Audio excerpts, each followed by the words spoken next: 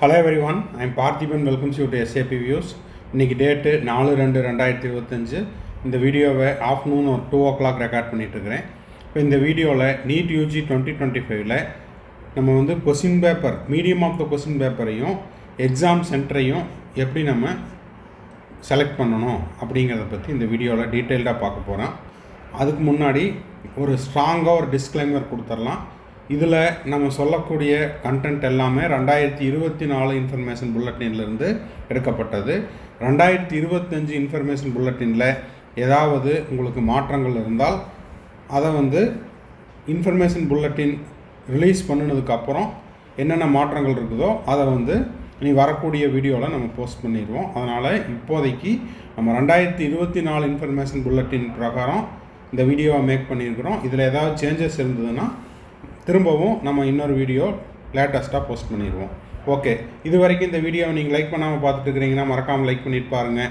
SAP Views YouTube சேனலுக்கு இப்போ தான் ஃபஸ்ட் டைம் வந்திருக்கிறீங்கன்னா மறக்காமல் சப்ஸ்கிரைப் பண்ணிவிட்டு லைக் பட்டனை ப்ரெஸ் பண்ணிட்டு பாருங்கள். அப்போ தான் நம்ம போடுற எல்லா வீடியோஸும் உங்களுக்கு நோட்டிஃபிகேஷனாக வரும். அதாவது நீட் யூஜி 2025 கடைசி நாள் உங்களுக்கான செக்யூரிட்டி டெபாசிட் ரீஃபண்ட் ஆகிற வரைக்கும், அதாவது மார்ச் 2026 வரைக்கும் உங்களுக்கான நோட்டிஃபிகேஷன், உங்களுக்கான அப்டேட் எல்லாமே கிடைக்கணுன்னா மறக்காமல் சப்ஸ்கிரைப் பண்ணிவிட்டு பெல் ஐக்கானை கிளிக் பண்ணி வச்சுக்கோங்க. அடுத்தது உங்களுக்கு 2025 கவுன்சிலிங் ரெலவெண்ட்டாக உங்களுக்கு பெய்டு சர்வீஸ் தேவைப்படுது, கம்ப்ளீட் கவுன்சிலிங் கைடன்ஸ் தேவைப்படுது, 1-to-1 கவுன்சிலிங் கைடன்ஸ் தேவைப்படுது, ஆர் 1 or 2 டவுட்ஸ் இருக்குது அப்படின்னா இது எல்லாத்தையுமே நம்ம வந்து த்ரூ பெய்டு சர்வீஸில் கொடுத்துட்ருக்குறோம். தேவைப்படுறவங்க என்னோடய நம்பருக்கு நீங்கள் காண்டாக்ட் பண்ணி அதை பற்றின டீட்டெயில்ஸை நீங்கள் பெற்றுக்கொள்ளலாம். இப்போ வாங்க வீடியோனுடைய மெயின் கண்டென்ட் என்னங்கிறத பார்த்துடலாம். இப்போது மார்க் டெஸ்ட் எழுதிட்டு இருக்கிறவங்களுக்கு தெரியும். நீங்கள் கோச்சிங் சென்டரில் படிச்சுட்டு இருந்தாலும் அல்லது வீட்டில் செல்ஃப் ஸ்டடி பண்ணிகிட்டு இருந்தாலும் ரிப்பீட்டர்ஸாக இருந்தாலும் உங்களுக்கு தெரியும், ஒரு நீட் கொஸ்டின் பேப்பர் அப்படிங்கிறது இங்கிலீஷ்லேயும் அது போக ஒரு ரீஜனல் லாங்குவேஜ்லேயும் இருக்கும். ஓகேங்களா? ஸோ உங்களுக்கு medium of the question paper என்ன லாங்குவேஜில் வேணுமோ அதற்கேற்றாற் போல் நீங்கள் சென்டரை செலக்ட் பண்ணணும். இப்போ ஃபார் எக்ஸாம்பிள் இங்கிலீஷ் மட்டும் இருக்கும் அப்படின்னா, எனக்கு வந்து கொஸ்டின் பேப்பர் வெறும் இங்கிலீஷ் மீடியத்தில் மட்டும் இருக்கணும்னா available in all examination centres, எல்லா தேர்வு மையங்கள்லேயும் இங்கிலீஷ் கொஸ்டின் பேப்பர் அப்படிங்கிறது அவைலபிளாக இருக்கும். ஓகேங்களா? அதே போல் எனக்கு இங்கிலீஷ்லேயும் ஹிந்திலையும் இருந்தால் போதும் அப்படின்றவங்களுக்கு அதுவும் all examination centres in India. இது ஏன் இதுக்கு என்ன வித்தியாசம் அப்படின்னா, இங்கிலீஷ்லேயும் ஹிந்திலையும் இந்தியாவில் இருக்கக்கூடிய எல்லா சென்டர்ஸ்லேயும் அவைலபிளாக இருக்கும். அப்போ நம்ம அப்ளிகேஷன் போடும்போது இங்கிலீஷ் அண்ட் ஹிந்தியில் எழுதுகிறோம் அப்படின்னா இந்தியாவுக்குள்ளே எழுதணும். வெறும் இங்கிலீஷில் மட்டும் எழுதணும் அப்படின்னா அப்ராட் சென்டர்ஸ் இருக்கிறவங்களுக்கும் இங்கிலீஷில் அவைலபிளாக இருக்கும். ஒரு ஹிந்தியில் எழுத விருப்பமுள்ள மாணவர் அவர் வந்து அப்ராடில் படிச்சுட்டு இருக்கிறாரு அப்படின்னா அவருக்கு வந்து Hindi exam centre exam question paper கிடைக்காது. நான் சொல்கிறது புரியும்னு நினைக்கிறேன். உங்களுக்கு இன்னும் இங்கே சொன்னால் புரியும்னு நினைக்கிறேன். இப்போ பார்த்தீங்கன்னா தமிழ்நாடு எடுத்துக்கலாம். உங்களுக்கு நம்ம தமிழ்நாட்டில் இருக்கிறனால இங்கிலீஷ் கொஸ்டின் பேப்பர் அப்படிங்கிறது காமன், இங்கிலீஷ் தான் வந்து மெயின் இதாக இருக்கும். அது போக எனக்கு அடிஷ்னலாக நீங்கள் இங்கிலீஷ் மீடியத்தில் படித்தாலும் சரி, தமிழ் மீடியத்தில் படிச்சிருந்தாலும் சரி, இப்போ தமிழ்நாட்டுக்குள்ளே மட்டும் நீங்கள் சென்டரை செலக்ட் பண்ணிட்டீங்க அப்படின்னா உங்களுடைய கொஸ்டின் பேப்பரில் கொஸ்டின்ஸ் எல்லாமே இங்கிலீஷ்லேயும் இருக்கும், அதனுடைய டிரான்ஸ்லேஷன் தமிழ்லேயும் இருக்கும். ஓகேங்களா? சரிங்க சார், நான் தமிழ்நாட்டில் தான் எழுத போகிறேன், அப்போது வந்து நான் தமிழ்நாட்டில் இல்லைன்னா புதுச்சேரியில் அந்தமான் அண்ட் நிக்கோபாரில் எழுதிக்கிறேன் அப்படின்னா அவங்களுக்கு இந்த சென்டர் சூட் ஆகும். இப்போ ஃபார் எக்ஸாம்பிள் ஒரு கேண்டிடேட்டு அவர் படித்தது தமிழ் மீடியத்தில் படிச்சிருக்காரு. ஓகேங்களா? இந்த இடத்துல லாஸ்ட் இயர் நிறைய கேண்டிடேட் வந்து இந்த இடத்துல மிஸ்டேக் பண்ணாங்க. அந்த தவறுகள் வரக்கூடாதுங்கிறக்காக தான் இப்போது இந்த வீடியோ மேக் பண்ணுறோம். இப்போது ஒரு கேண்டிடேட் வந்து இங்கிலீஷ் மீடியத்தில் படிச்சிருக்கிறாரு, அவர் வந்து தமிழும் தெரிஞ்சிருக்குது, இப்போ தமிழ்நாட்டை சேர்ந்த ஒரு மாணவர். ஓகேங்களா? இவர் என்ன பண்ணுறாரு, இப்போ வந்து பெங்களூரில் கோச்சிங் கிளாஸில் படிச்சுட்ருக்கிறாரு. ஓகேங்களா? பெங்களூரில் இருக்கக்கூடிய ஒரு கோச்சிங் சென்டரில் படிச்சுட்ருக்காரு. ஸோ இந்த கேண்டிடேட்டு என்ன பண்ணுறாரு, கோச்சிங் சென்டர் மூலமாக நீட் அப்ளிகேஷன் போடுறாரு அப்படின்னா அவங்க என்ன பண்ணுவாங்க, பெங்களூரில் சென்டர் வேணுங்கிறதுக்காக கர்நாடகாவில் எக்ஸாமினேஷன் சென்டராக செலக்ட் பண்ணிக்குவார். இப்போது அவருக்கு கிடச்சிருக்கிற கொஷின் பேப்பர் எப்படி கிடைக்குன்னா, மெயின் லாங்குவேஜ் இங்கிலீஷில் இருக்கும், அதனுடைய டிரான்ஸ்லேஷன் பார்த்திங்கன்னா கன்னடாவில் இருக்கும். இப்போது இங்கிலீஷில் படித்து பார்த்து அவருக்கு அந்த கேண்டிடேட்டுக்கு ஏதாவது டவுட் இருக்குது, அதை கிராஸ் செக் பண்ணிக்கலான்னா Tamil medium version, Tamil medium translation கிடைக்காது.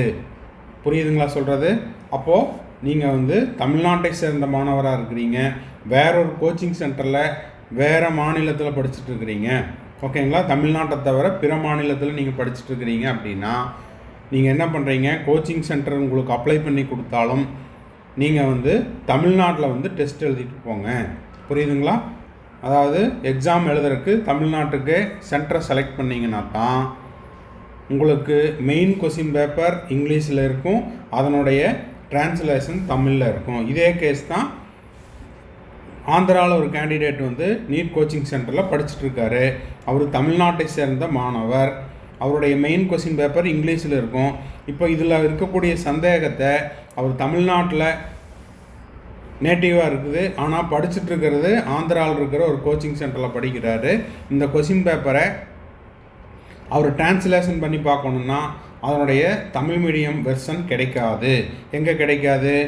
இங்கே English and Telugu centres in Andhra Pradesh and Telangana, இந்த சென்டரை செலக்ட் பண்ணியிருந்தார்னா அவருக்கு இங்கிலீஷும் தெலுங்கும் மட்டும்தான் கிடைக்கும், தமிழ் வெர்ஷன் கிடைக்காது. நான் சொல்கிறது உங்களுக்கு கிளியராக புரியும் அப்படின்னு நினைக்கிறேன். ஸோ நீங்கள் எக்ஸாம் சென்டர் எங்கே செலக்ட் பண்ணுறீங்களோ அதனை பொறுத்து தான் உங்களுக்கு main question paper, question booklet வந்து மெயின் லாங்குவேஜ் வந்து மெயின் மீடியம் இங்கிலீஷில் இருக்கும், ரீஜனல் அப்படிங்கிறது அந்த மாநிலத்தில் நீங்கள் செலக்ட் பண்ணுற சென்டரை பொறுத்து தான் கிடைக்கும். ஓகேங்களா? அடுத்த கேஸ் பார்க்கலாம். இப்போது அஸ்ஸாமில் ஏதாவது ஒரு எக்ஸாம் சென்டர் எடுத்திங்கன்னா மெயின் கொஷின் பேப்பர் இங்கிலீஷில் இருக்கும், அதனுடைய டிரான்ஸ்லேஷன் அஸ்ஸாமில் இருக்கும். பெங்காலில் நீங்கள் எக்ஸாம் சென்டர் செலக்ட் பண்ணிங்கன்னா இங்கிலீஷ் அண்டு பெங்காலில் இருக்கும். குஜராத்தில் நீங்கள் செலக்ட் பண்ணுறீங்கன்னா இங்கிலீஷ் அண்டு குஜராத்தில் தான் இருக்கும். இப்போ மோஸ்ட் ஆஃப் த ஸ்டூடெண்ட் இப்போ ராஜஸ்தானில் படிச்சுட்டு இருக்கிறாங்க அப்படின்னா அவங்களுக்கும் அதே தான். அதே கேண்டிடேட்டுக்கு என்ன கிடைக்காது? தமிழ் மீடியம் வெர்ஷன் கிடைக்காது. புரிஞ்சுதுங்களா? ஸோ இப்போது கேரளாவில் ஒரு கேண்டிடேட்டு நீட் கோச்சிங் சென்டரில் படிச்சுட்ருக்கார், ஆனால் அவர் தமிழ்நாட்டை சேர்ந்த மாணவர்.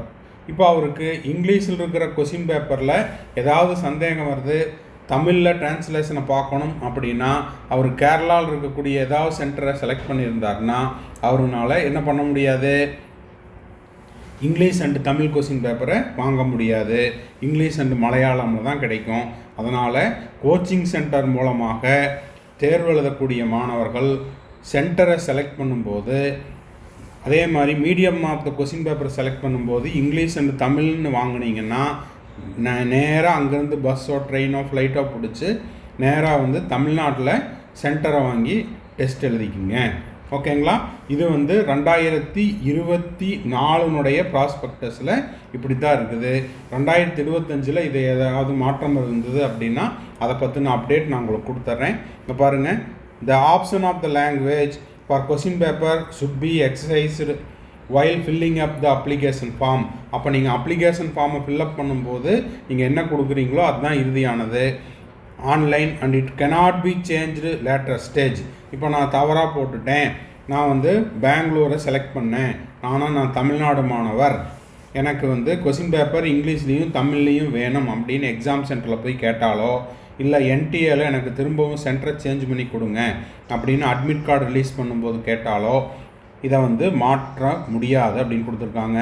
Please note that for the correctness of the questions in all the question papers English version will be taken as final. அப்போ இங்கிலீஷ் மீடியத்தில் இருக்கிற கொஷின் பேப்பர் தான் ஃபைனல்.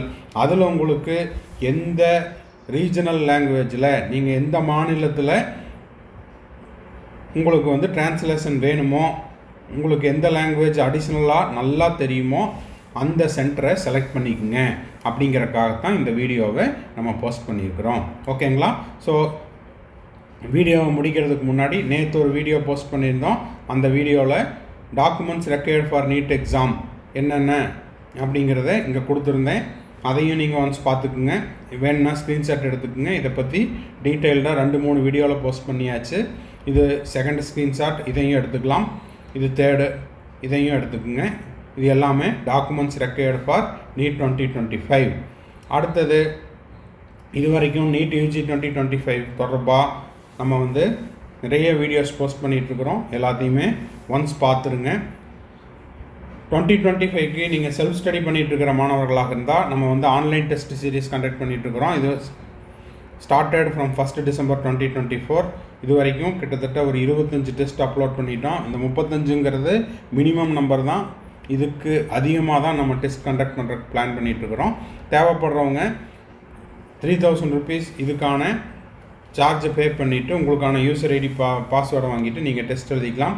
இதை பற்றின மேலும் தகவல் தேவைப்படுறவங்க ஸ்க்ரீனில் தெரியிற என்னோடய நம்பருக்கு நீங்கள் காண்டாக்ட் பண்ணி இதை பற்றின முழு விவரங்களை பெற்றுக்கொள்ளலாம். இதில் இன்னொரு ஸ்பெஷாலிட்டினா இந்த டெஸ்ட்டை வந்து 30 நாள் டைமுக்குள்ளே நீங்கள் எப்போ வேணால் ஆப்பில் எழுதிக்கலாம்.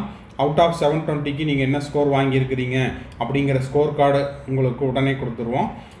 கரெக்டான கொஸ்டினுக்கு +4, தவறான கொஸ்டினுக்கு -1, அன்அட்டெம்ப்டட் கொஸ்டினுக்கு 0 மார்க். இதெல்லாமே உடனுக்குடனாக உங்களுக்கு இந்த ஆன்லைன் டெஸ்ட் சீரீஸில் தெரிஞ்சிடும். ஓகேங்களா? அடுத்தது நீட் யூஜி 2025க்கு நம்ம கம்ப்ளீட் கவுன்சிலிங் கைடன்ஸ் கொடுத்துட்ருக்குறோம். லாஸ்ட்டு 3 இயர்ஸாக கொடுத்துட்ருக்குறோம். தேவைப்படுறவங்க ஸ்க்ரீனில் தெரியிற என்னோடய நம்பருக்கு நீங்கள் காண்டாக்ட் பண்ணி அதனுடைய முழு விவரங்களையும் பெற்றுக்கொள்ளலாம். இப்போ இந்த கம்ப்ளீட் கவுன்சிலிங் கைடன்ஸில் டே 1லேருந்து இன்றைக்கி நீங்கள் ஜாயின் பண்ணுறீங்கன்னா இப்போ இருந்து நீட் அப்ளிகேஷன் போடுறது, உங்களுக்கான admit card, hall ticket download பண்ணி கொடுக்குறது, ஸ்கோர் கார்டு டவுன்லோட் பண்ணி கொடுக்குறது, அதுக்கப்புறம் கவுன்சிலிங்கில் கலந்துக்கிறது. இப்போ ஸ்டேட் கவுன்சிலிங்கில் பார்த்துக்கிட்டிங்கன்னா தமிழ்நாட்டில் லாஸ்ட் இயர் 6 ரவுண்டு நடந்துச்சு. ஆல் இண்டியா கோட்டாவில் 6 ரவுண்டு நடந்துச்சு. அதுபோக சென்டாக், கர்நாடகா, மற்ற மாநிலத்திலையும் நீங்கள் வந்து கலந்துக்க விருப்பம் இருந்ததுன்னா அதுலேயும் நீங்கள் கலந்துக்கலாம். இது எல்லாமே சேர்ந்து ஒரு டோட்டல் பேக்கேஜ் மாதிரி நம்ம கொடுத்துட்ருக்குறோம். இப்போ இருந்து மார்ச் 2026 வரைக்கும் இந்த கம்ப்ளீட் கவுன்சிலிங் கைடன்ஸினுடைய டியூரேஷன். இதை பற்றின முழு விவரம் தேவைப்படுறவங்க ஸ்க்ரீனில் தெரியிற என்னோட நம்பருக்கு நீங்கள் காண்டாக்ட் பண்ணி அதனுடைய முழு விவரத்தையும் நீங்கள் கேட்டு தெரிந்து கொண்டு கம்ப்ளீட் கவுன்சிலிங் கைடன்ஸில் ஜாயின் பண்ணிக்கலாம். 1-to-1 கவுன்சிலிங் கைடன்ஸ் கொடுக்குறோம். 1 or 2 டவுட்ஸ் இருந்தாலும் த்ரூ பெய்டு சர்வீஸில் கிளாரிஃபை பண்ணுறோம். ஓகேங்களா? அடுத்தது 2024 கலந்துக்கிட்ட மாணவர்களுக்கு ஆல் இண்டியா கோட்டாவில் செக்யூரிட்டி டெபாசிட் ரீஃபண்ட் ஆயிடுச்சு. அது வந்து 5000 கட்டியிருந்தால் உங்கள் கேட்டகரிக்கு அதுவும் வந்துருச்சு. 10,000 கட்டினவங்களுக்கும் வந்துட்டு இருக்குது. டீம்டு யூனிவர்சிட்டிக்கு 2 lakh கட்டியிருந்தாலோ, செக்யூரிட்டி டெபாசிட் ஸ்பெஷல் ஸ்டே ரவுண்டுக்கு 50,000 கட்டியிருந்தாலோ அந்த அமௌண்ட்டும் ரீஃபண்ட் ஆகிட்டு இருக்குது. உங்களுடைய பேங்க் பேலன்ஸை செக் பண்ணிக்கோங்க. அடுத்தது பார்த்தீங்கன்னா ரெஜிஸ்ட்ரேஷன், நீட் யூஜி 2025க்கான ரெஜிஸ்ட்ரேஷன் எந்த நேரத்திலும் வெளியிடப்படலாம். அதை பற்றின அப்டேட் நம்மளுக்கு கிடைச்ச உடனுக்குடனாக நம்ம SAPVS யூடியூப் சேனலில் போஸ்ட் பண்ணிடுவோம். அடுத்தது இப்போ லேட்டஸ்ட் அப்டேட் என்னென்ன வந்திருந்ததுன்னா ஒரு 5 அப்டேட் வந்திருக்குது. உங்களுக்கு நம்பர் ஆஃப் கொஸ்டின்ஸ் 200லேருந்து 180 குறைச்சிட்டாங்க.